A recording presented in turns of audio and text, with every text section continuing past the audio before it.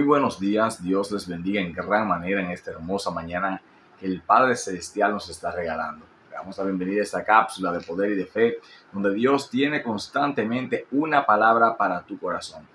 El día de hoy quisiera iniciar una serie de mensajes bajo el tema ¿cómo saber si mi arrepentimiento es verdadero?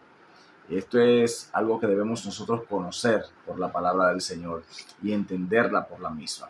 La palabra de Dios que vamos a leer está en el Salmos, capítulo 32, versos 5 al 6. Dice en el nombre de Jesús: Mi pecado te declaré y no encubrí mi iniquidad.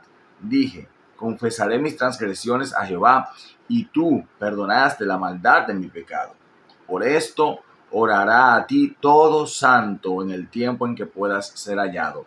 Ciertamente en la inundación de muchas aguas no llegarán estas a él. Bendito sea el Señor Jesucristo. Miren, es importante que conozcamos esta palabra. Cuando vemos al salmista David aquí, el salmista empieza hablando aquí de bienaventurado aquel cuya transgresión ha sido borrada y que Dios ha prometido no acordarse más de sus pecados. Él empieza haciendo esta declaración de fe y luego dice en el verso 3, mientras callé mis huesos se envejecieron, o sea, mientras escondió su pecado, él envejeció, su semblante desfalleció. Es totalmente cambiado, se arruina el ser humano cuando está en pecado y cuando lo esconde aún más todavía. Entonces el salmista dice, pero una vez confesé mi pecado, encontré la misericordia del Señor. Y es cuando empieza aquí a detallar diciendo en el verso 5, mi pecado te declaré y no encubrí mi iniquidad. Dije, confesaré mis transgresiones a Jehová y tú perdonaste la maldad de mi pecado. Me llama la atención cómo él declara esta palabra, tú perdonaste la maldad de mi pecado. ¿Cómo se da cuenta David de que ha sido perdonado? Lo primero que tenemos que entender es que nosotros sentimos el refrigerio que viene de parte de Dios cuando hay un verdadero arrepentimiento. Muchas veces nos preguntamos, ¿y yo me habré arrepentido realmente? Recordemos que Dios pone en nosotros el querer y el hacer. Y lo primero que Dios quiere es que nosotros nos santifiquemos, que procuremos no pecar más.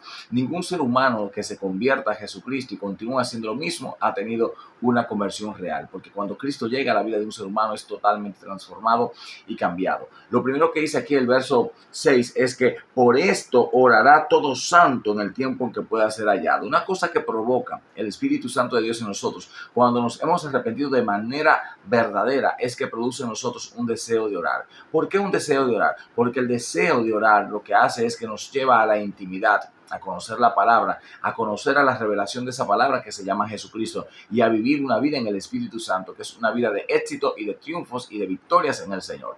No hay ningún ser humano en esta tierra que pueda vivir una vida de victoria si no está lleno del Espíritu Santo del Señor. Es necesario que nos llenemos de Él y para llenarnos de Él debemos pasar tiempo en su palabra y tiempo en su presencia en oración. Por eso dice el salmista David que en forma de agradecimiento y la expresión de su misma vida sería una vida de oración porque ha sido perdonado, porque ha sido lavado. Y esto es una señal de un verdadero arrepentimiento. Somos movidos a la oración, somos movidos a la intimidad con Dios y somos movidos a la lectura de la palabra del Señor. Y esto es una señal de que te has arrepentido verdaderamente. Si el Señor lo permite, continuaremos mañana con esta serie viendo otra parte de ¿cómo sabemos nosotros si nuestro arrepentimiento ha sido verdadero? Así que les bendigo en el nombre de Jesús de Nazaret y será hasta el día de mañana. Amén y amén.